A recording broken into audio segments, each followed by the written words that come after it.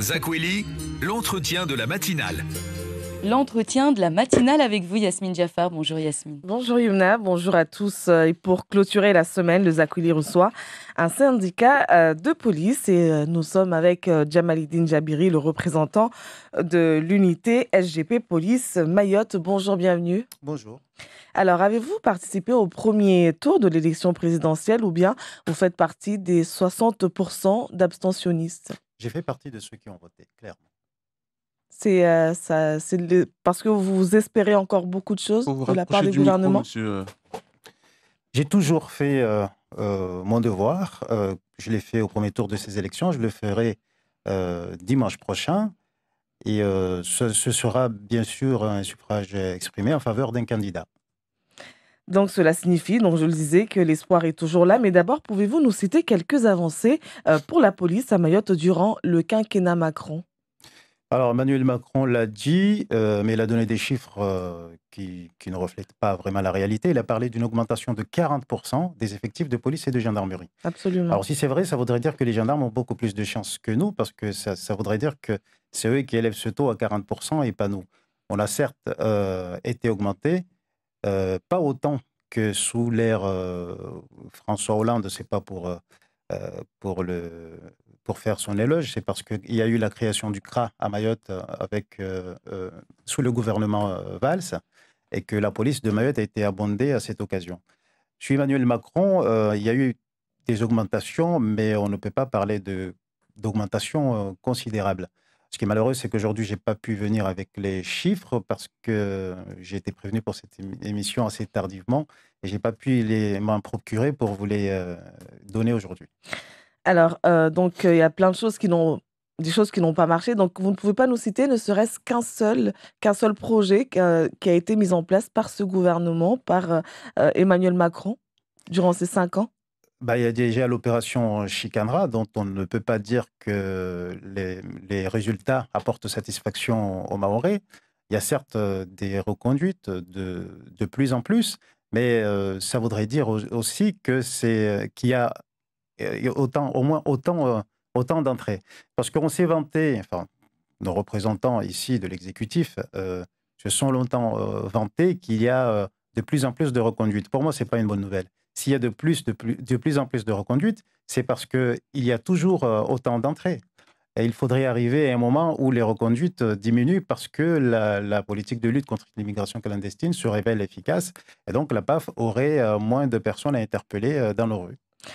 Alors, pour justement la sécurité, le président candidat a exprimé la volonté de tripler les moyens alloués à la vidéosurveillance, par exemple dans le fonds interministériel de prévention de la délinquance. Est-ce que la vidéosurveillance est quelque chose qui marche à Mayotte? Ça a déjà fait ses preuves avec la municipalité de Mamoudzou qui a installé des caméras de surveillance. Aujourd'hui, malheureusement, près de la moitié ne fonctionne pas.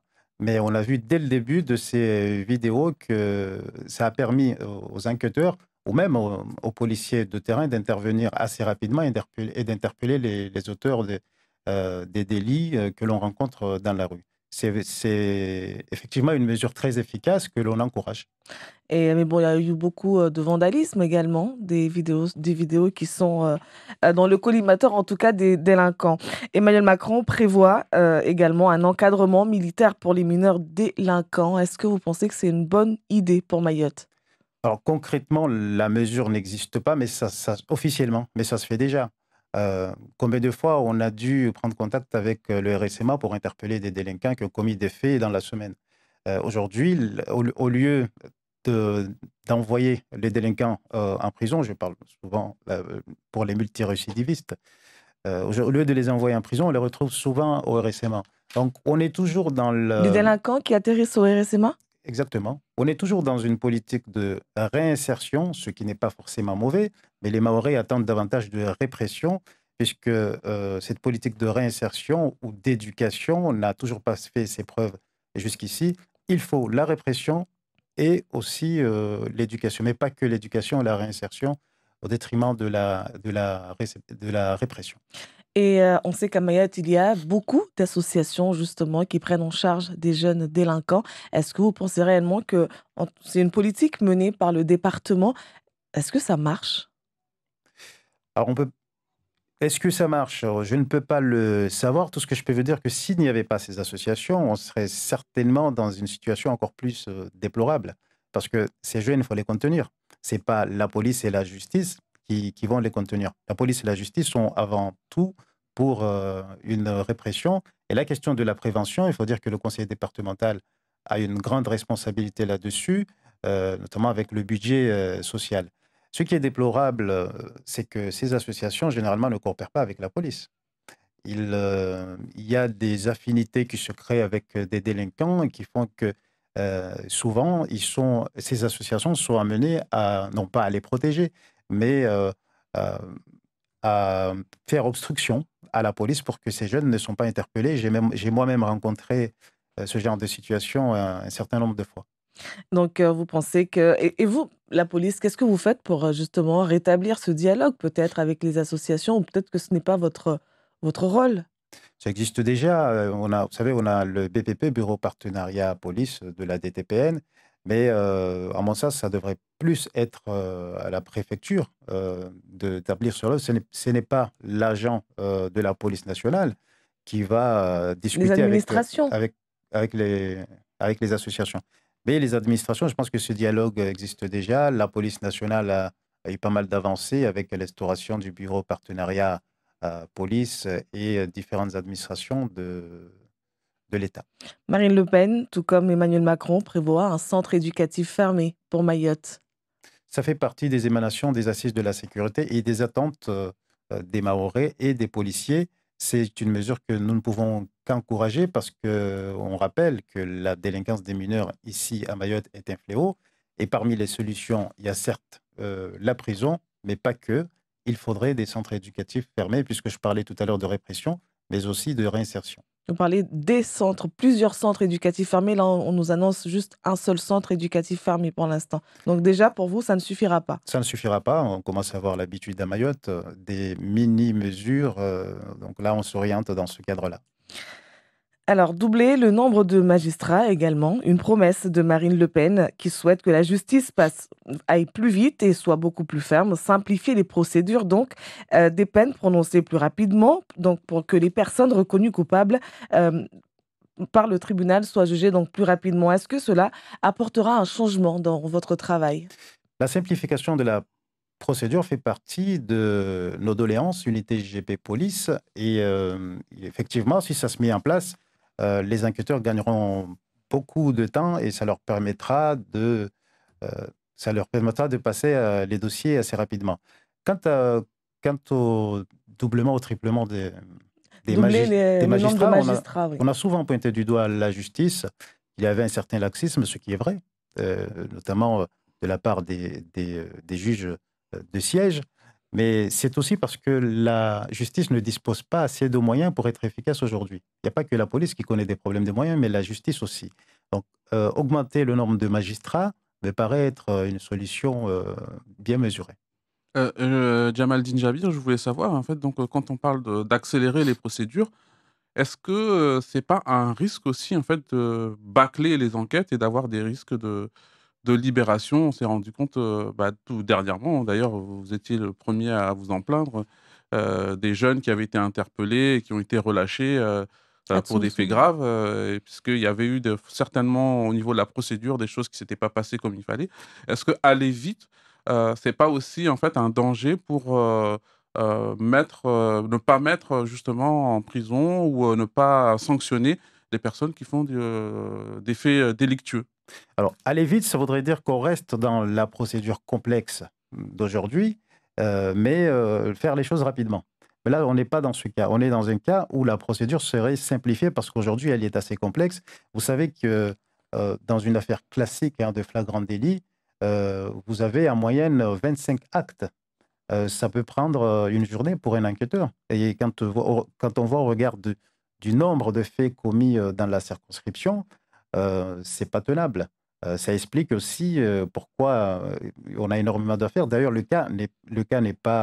n'existe pas que à Mayotte, mais en France hexagonale aussi. Les affaires traînent parce qu'il n'y a pas assez d'enquêteurs et la procédure est complexe. Il faudrait la simplifier.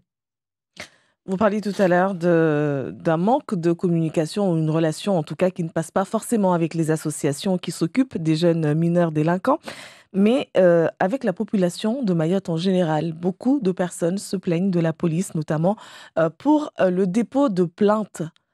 Pourquoi est-ce qu'aujourd'hui, on comprend qu'il n'y a pas assez d'effectifs, qu'il n'y a pas assez, voilà, pas assez de monde au moment où la population arrive au commissariat, mais à un moment donné, il faut quand même déposer plainte. D'un côté, on dit au Mahorais qu'il n'y a pas assez de dépôt plainte, mais lorsque le Mahorais se dirige vers vous, eh ben c'est, Alors, quand une plainte est refusée, il faudrait la dénoncer parce qu'aujourd'hui, là, vous me posez la elle n'est question. même pas refusée.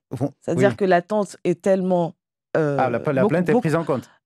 Il y a il y a plusieurs cas de figure, hein. Oui. Il y a plusieurs cas de figure. Il y a non seulement, non, on n'a pas assez de temps, il suffit juste d'appeler à la police pour, lorsqu'on appelle, bah, personne pour venir, on n'a pas assez de monde et puis, bah, vous n'avez qu'à régler vous-même, votre problème, ça arrive et aussi lorsqu'on se déplace au commissariat, la plainte soit elle est complètement refusée, soit vous attendez et puis vous vous découragez, vous retournez à la maison tout Alors, il faut simplement. savoir, quand une personne se déplace pour déposer plainte, elle peut être persuadée des fois qu'il y a lieu de déposer plainte, mais au final, quand elle relate les faits devant l'enquêteur, il s'avère qu'il n'y a pas d'infraction pénale établie.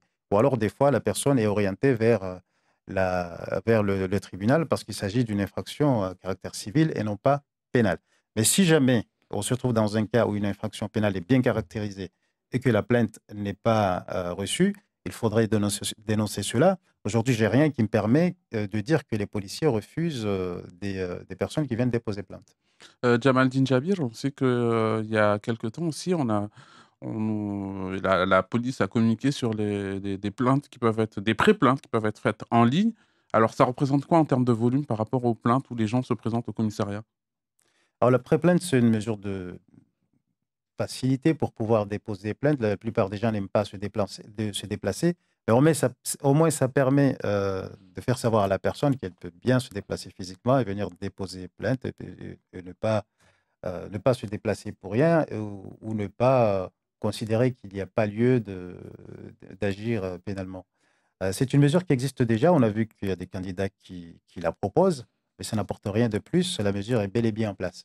Mais et en termes de volume, ça représente quoi? Comme, en pourcentage, est-ce qu'il y a beaucoup de gens à Mayotte qui utilisent, cette démarche-là? Honnêtement, non, parce que même en métropole, c'est pas encore très répandu. Là où on encourage les gens à le faire, notamment, c'est sur les violences conjugales. Vous savez, les gens n'ont pas toujours la volonté de se déplacer pour aller porter plainte pour des violences conjugales, mais devant l'ordinateur, c'est quand même plus simple de le faire. Et une fois qu'on a fait la démarche, après, vous vous doutez bien que les services de police mettre tout en œuvre en relation avec le parquet pour que l'enquête soit menée le plus rapidement, surtout que ça fait partie des priorités de la politique pénale du moment. Jamaldine Jamiri, pour terminer, la revendication principale qui revient tout le temps, c'est le renforcement des effectifs, mais il n'y a pas que ça comme préoccupation. Selon nos informations, ça va faire 3 mois maintenant que les fonctionnaires de police de Mayotte sont payés par l'administration de la Réunion. Est-ce que c'est vrai déjà? Est-ce que vous confirmez? Et si oui, pourquoi est-ce que est-ce que vous êtes d'accord avec ça? Alors la mesure, vous savez que est nationale. Il faut savoir qu'il y a une volonté du gouvernement de tout centraliser par région, notamment. Et il se trouve que sur l'océan Indien, le gouvernement a souhaité que ce soit la DGFiP de la Réunion qui paie les fonctionnaires. Mais sur les saisies, le traitement est fait par Mayotte, par le SATP de Mayotte. La DGFiP de la Réunion ne s'occupe que de la mise en paiement. Mais tout ce qui est administratif se fait ici localement.